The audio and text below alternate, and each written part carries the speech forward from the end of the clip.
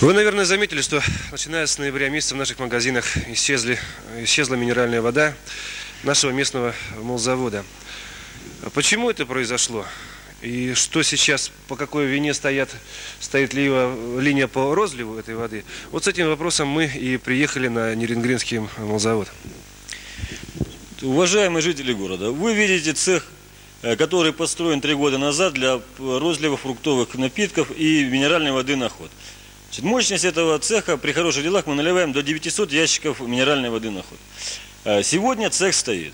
Вчера он выдал всего 300 ящиков. Основная проблема, и она пока единственная, это отсутствие стеклобутылки.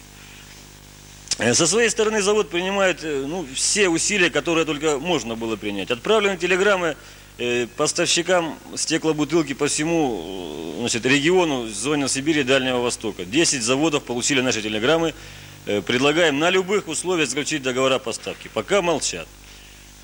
У себя здесь на заводе пытаемся спасти положение, принимать продукцию, стеклобутылку, у населения очень плохо идет, очень вяло сдается.